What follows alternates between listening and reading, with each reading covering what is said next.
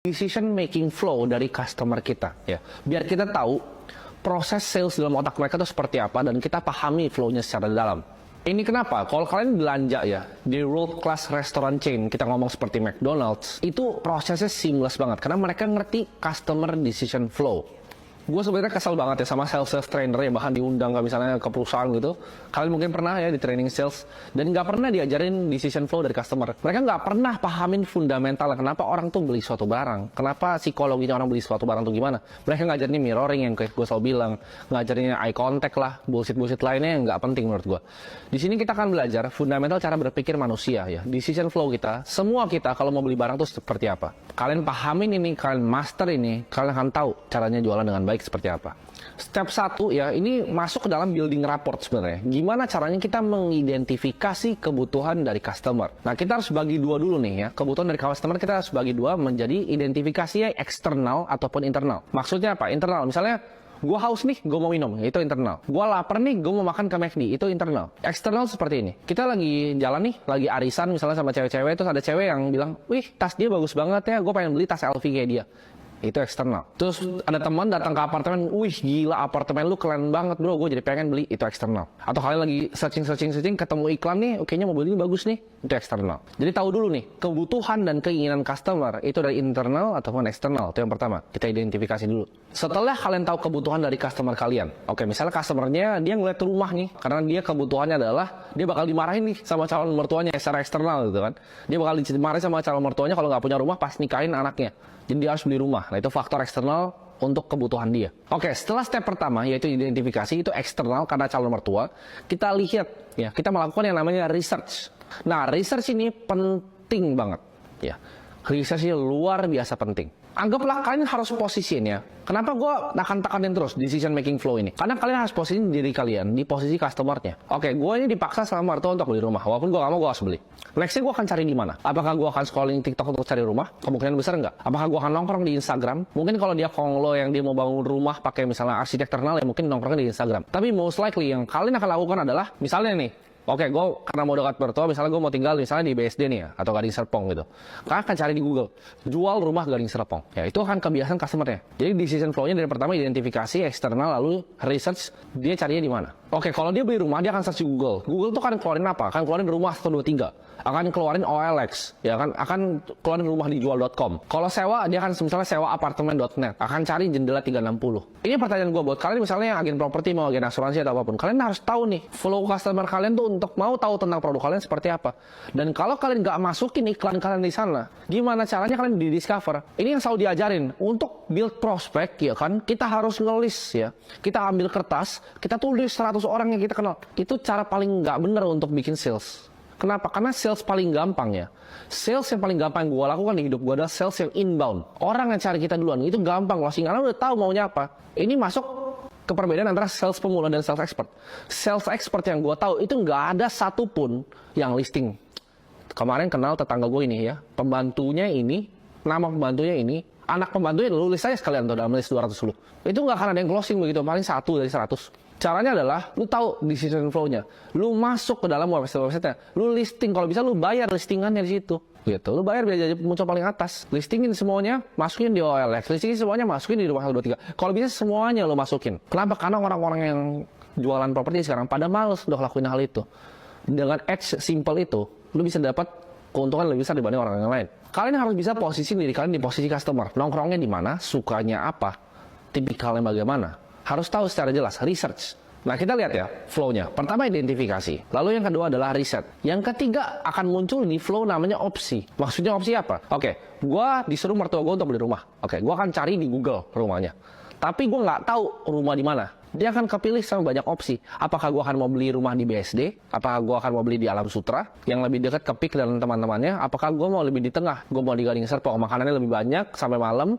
Nah itu masuk opsi itu semuanya. Antara gue BSD, ya kan? Apakah Alsut? Apakah gue mau ke PIK? Dia akan masuk ke dalam opsi. Customer itu kan masuk ke sebuah opsi. Begitu nyampe sebuah tempat, oke, gue fine. Gue mau dekat orang tua gue mau di BSD. Nah dari BSD itu akan ada opsi-opsi lainnya.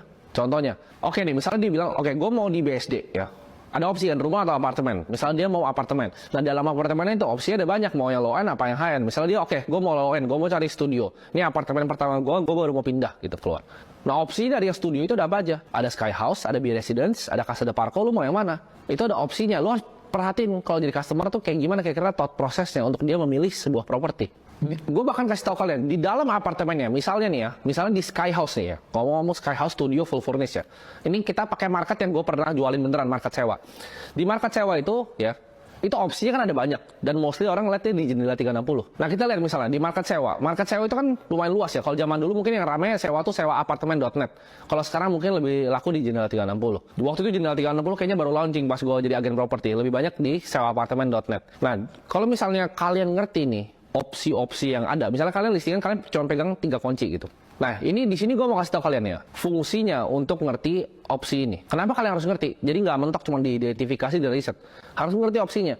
Begitu kalian ngerti opsinya, kalian akan lebih jauh dibanding sales-sales yang lain. Oke, di sini gue akan ceritain real case yang gue alamin waktu pas gue closing klien yang sewa. Ya, jadi gue ada jualan yang beli, ada jualan yang sewa juga. Fungsinya ngerti opsi adalah gue ngerti banget market sewanya di situ. Bahkan di dalam apartemennya itu ada opsi-opsi lain, betul? Customer gue waktu itu nyari unit studio ya, nyari unit studio, pokoknya dia mau terima jadi, karena orang tuanya kasih duit, dia harus kuliah di sana, dia mau cari yang full furnished. Nah begitu gue ketemu sama dia, kan dia keliling-keliling, dia kayak udah suka banget. Habis itu, nah pertanyaan yang selalu ditembak kan, ini harganya berapa? Dia tanya. Dan gue jawab ini harganya 3,5 juta per bulan.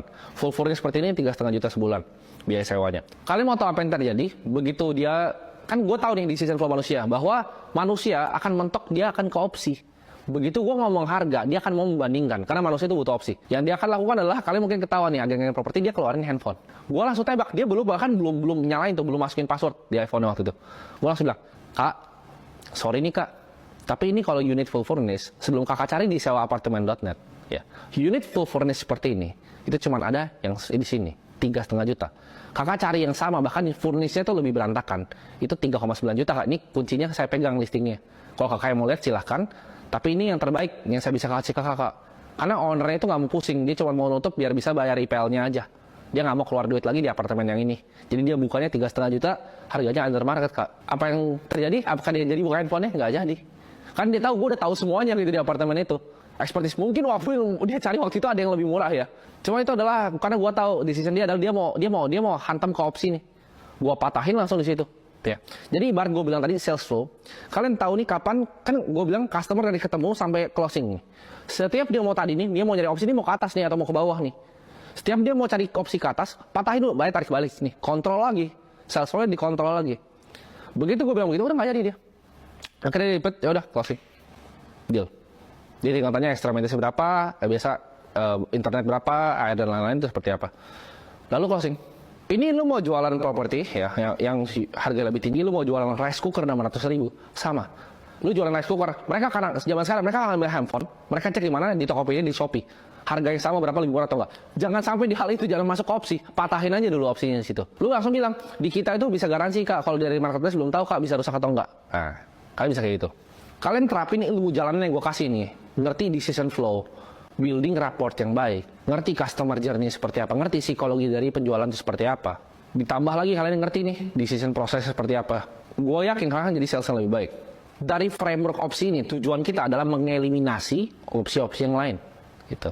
Kita mempermudah mereka untuk mendapatkan tujuannya. Sama seperti yang tadi gue cerita di kelas sebelumnya. Dimana gue bilang ini ada opsi ini, gue patahin opsinya lu yang 800 juta aja gitu. Karena dia lebih gampang untuk bayarnya, dari DP-nya bisa dicicil sekian, lebih gampang untuk dia. Kita sebagai seorang sales, kita bukan mau nipu customer, tapi kita persempit opsinya, kita kasih opsi yang terbaik untuk mereka, kita delivery. Nah, kalian pikir, oke, jadi kan kita udah identifikasi, kita udah riset, kita ngerti opsi, kita minimalisir opsi. Oh, udah selesai dong, ya kan? Mereka udah beli dong, selesai. Salah besar, ya. After salesnya, kalian harus pikirin after salesnya. Itu yang bisa bedain sales pemula sama sales yang jago. Balik lagi, mereka cuma ngerti paling mungkin cuma satu, identifikasi dong sama riset udah. Mereka nggak mau peduli customer tuh punya opsi, nggak mau pelajarin opsinya apa aja, nggak mau tahu, yang penting gue closing jual. Bahkan pas udah dijual nih ditinggal customernya. Nah udah, gue udah sales closing, ya kan, closing rumah gue hari ini, bawa pulang komisi, ya kan. Salah, masih kurang satu lagi, yaitu after sales kalian. Gue sebutnya adalah post purchase experience. Ada setelah orang membeli, apa yang dirasakan sama customer kalian. Karena ini berpengaruh, kenapa? Satu ke referral kalian di masa depan, satu ke dianya. Karena lu service dengan baik, kalau dia butuh apa nih, lu jual furniture deh. Dia service lu bagus banget. Setelah lu beli itu ditanyain gimana apa furniture, ada yang kurang segala macam. Lu pasti kalau mikir beli furniture, beli dari dia lagi. Oma lu mau furniture, sama dia lagi. Customer experience setelah dia beli itu seperti apa? Caranya tahu customer experience setelah beli ada 3 ya. Yang pertama nih, ini akan terjadi ya. Apapun barang yang dia beli, customer akan punya 3 pemikiran nih. Yang pertama adalah gua suka, yang kedua adalah gua nggak suka, dan yang ketiga adalah gua menyesal. Gua ulangin lagi. Customer begitu beli sebuah barang akan ada 3 di dalam otak dia. Gua suka, gua nggak suka, dan gua nyesal. Kalau gua suka, bagus. Kalau gua nggak suka dan gua nyesal, itu yang bahaya. Nah, gimana caranya untuk ini get yang at least yang nomor 3 dulu deh. Kalau suka dan nggak suka kadang itu subjektif lainnya. Tapi menyesal, karena biasa gini, misalnya nih, dia beli rumah dari lo. Wah, dia atau beli mobil dari lo. Wah, gila nih, gue nguntungin nih sales ini nih ya. Nih sales dapat duit. Ini kan ada, ketawa kalian mikir kayak gitu tiap kali beli dari sales. Oh, ini salesnya dapat komisi nih. Nah, ini coba bayangin ya, kalian baru beli TV ini sama gue, lalu gue jualan kalian, gue jualan rapih gitu, langsung closing dari end to end, langsung jebret gitu. Dari ketemu langsung closing TV-nya, sesuai dengan ekspektasi, langsung diantar. Besok ya, dia nggak akan expect ditelepon sama sales yang jualan TV ke dia. Tapi yang akan gue lakukan kalau gue sales TV adalah apa? Gue ambil angkat teleponnya, gue telepon. Selamat siang Pak, ini Timothy dari LG kemarin Pak. Gimana Pak, ada dead pixel nggak Pak di dalam TV-nya? Atau semuanya aman-aman aja Pak? Bisa connect nggak Pak ke WiFi? Karena kemarin Bapak bilang, Bapak pengen anak-anak nonton Netflix. Bisa nggak connect ke WiFi-nya?